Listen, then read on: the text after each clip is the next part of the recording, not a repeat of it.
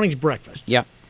The city manager's breakfast, City of Lowell, St. Patrick's Day, whatever you want to call it, okay? Sat there, Senator Brown walked up to our table, stood there until somebody recognized him. Mm-hmm. Recognized, hey, Senator, and we shook his hand, took pictures with everybody, and then he migrated over to the next table, and he stood there until he was recognized. I watched Elizabeth Warren walk in. She says hello to a few people by the door, and then her, as George would call her goons, escorted her up to the stage. Her entourage. And that was the end of it. So I was. Well, let me ask a question. I wasn't there this morning. You guys were there. By round of applause, when they were introduced, who got a better response? Was it Senator Brown or Elizabeth Warren? What do you remember? My humble opinion, they were equal. They were equal. And that's the sense I got listening to it on the radio. I have no view. I can't even. It didn't shock me one way or the other. Right. Well, yesteryear, you'd say the Republicans here. Yeah, they're like palm trees in a desert, typically. And then yeah. The Democrats here. Oh. Well, I think a lot of Democrats, and sorry, Mr. Bear, I think they like Scott Brown. Yeah. And some of them are, because they're tied in with the party, are a little reluctant to say it too openly. Sure. I think he's a crossover candidate, as indicated in the last election. I would like to say right now that I'm for Scott Brown. All right. Hey! Okay. Very good. I don't good. think you can classify him as the typical I'll Republican. take full credit for that. Okay. No. But I think he's a man's man, and I think he's a man of the people. And he clearly indicated that many times.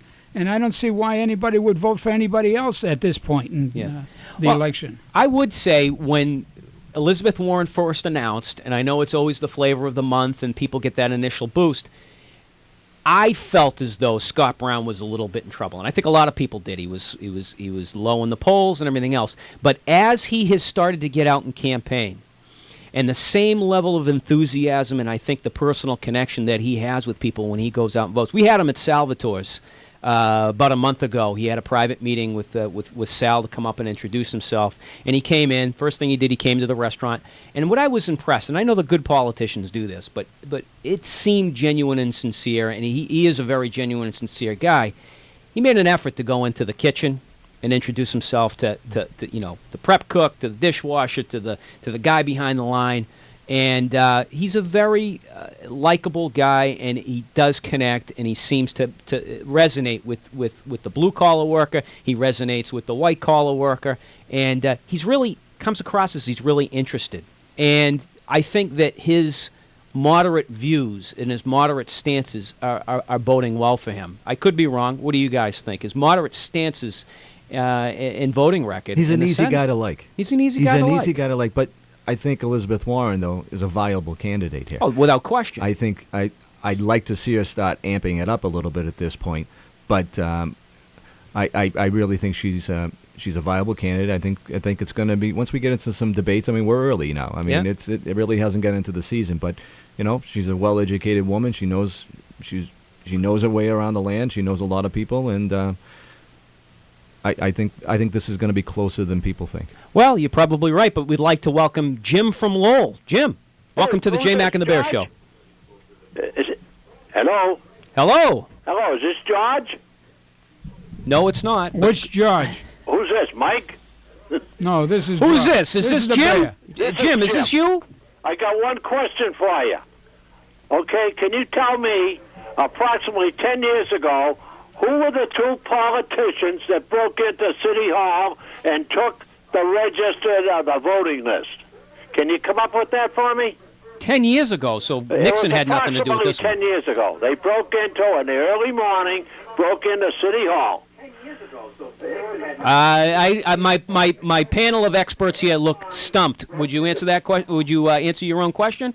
Well, I don't know. That's what I'm asking you people. I don't know. I don't even recall it happening, so I don't know that I can It recall happened early in the morning, and one of them was an elected official working for the state at the time. Okay, well, Jim, we can't help you. Thank you for coming on the show this morning. Well, guys, I'm not sure. I don't know. Maybe that's something you can call into City Life tomorrow. Not tomorrow, but maybe They next can call week. tomorrow. Yeah, tomorrow. Yeah, bright and early. I mean, in the 70s, Yeah. one of my campaign supporters allegedly used the Elks mailing list to send out dear friend cards. But Really? I remember that happening. Was that endorsed by you? You can tell us now. Keep that in mind.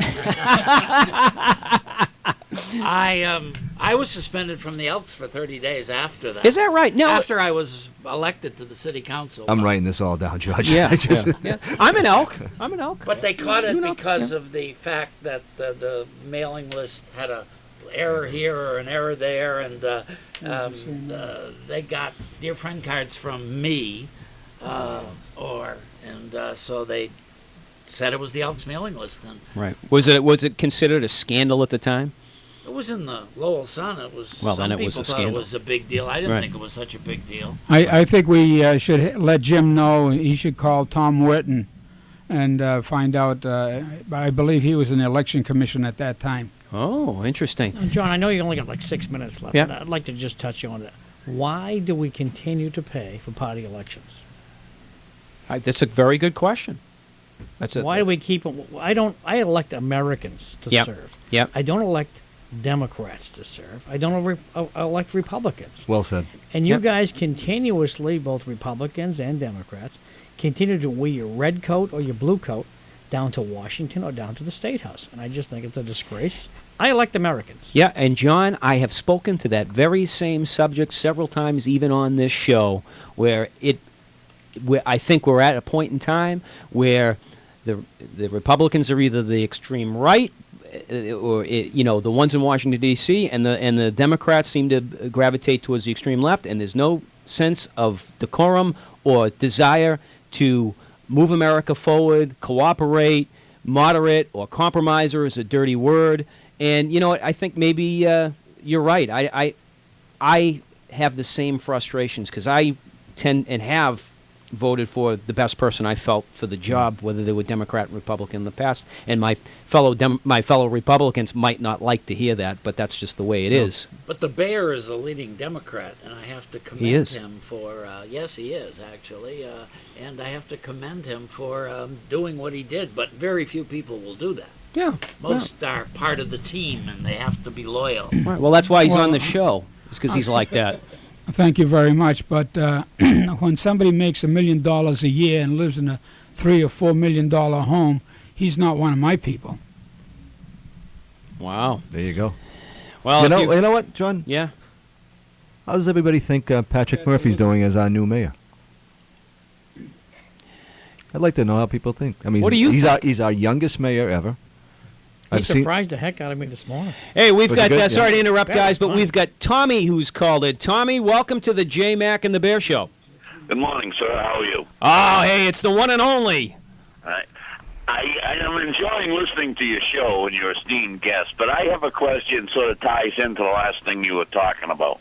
Yes. Where in the American Constitution does it say that the various rankings of people in Congress or the legislature is predicated on who has the biggest political party? Why is the Speaker of the House always from the the most popular party? There's nothing that I know of in the Constitution that says that's how it's done. It's all just grown up over the years as tradition. No, you're Mr. right. Zarroulas might be able to comment on that. Tom, you know as well as I do that you're 100% accurate on it, and you're right.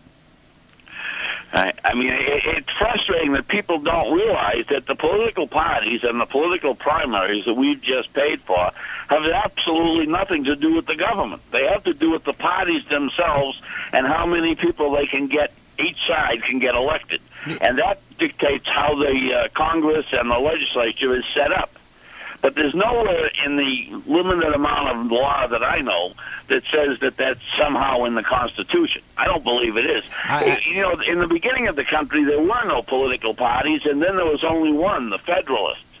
And then you had the Federalists and the Anti-Federalists and the Republicans and the Democrats and Democratic Republicans and whatever. But nowhere in any of the Founding Fathers' documentation is there anything that says how political parties would be interfere with the government.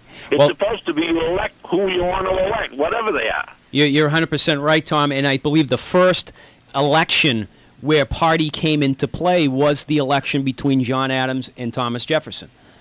That was the first election. That would be probably correct. Yeah. Now, and there was another, in 1823, there was a question of was there a corrupt bargain between, I think, Henry Clay and John Adams in regards to how things were switched after the election. Nobody got a majority, so they had to come to a deal to get somebody elected. Yeah. But, again, it's just, I guess, like I said, I like history, and I ponder these things when I probably should be doing more beneficial things. Well, Tommy, hey, we're going to another second here on the show, but I want to thank you for calling in, and we'll have you in sometime real time soon, and maybe we can talk about history as well. But I listen to you guys. It's a very interesting show. Well, thank you very much, Tom. Ladies and gentlemen, that was Tommy Burns from what is it, Saturday Morning Live. Saturday Morning Live with Warren Shaw. So we want to thank him for appearing on the show today. We want to thank our guests for being here today. Want to put a special shout-out to our sponsors before we leave: Sal's Pizza, Salvatore's Restaurant, Riverwalk Properties, Coffee Can Cafe, Pentucket Medical Associates, Elite Body Therapy Salon Nicole, our friends at Center Ice Pub, our new sponsor, Merrimack Street Convenience Store, all at Riverwalk Properties. And I want to thank you, gentlemen, for coming in today. John Dakota, Center Ice Pub. John McDonough, George Anthes from the City Life Show, and, of course, my friend and co-host, George Zaharoulis, the Bear. Happy St. Patrick's Day to all, and don't forget, next week is Greek Independence Day.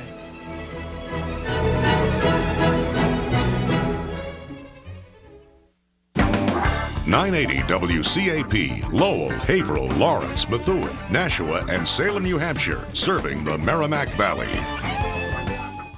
Now, hear the WCBB TV Channel 5 HD television news, weather, and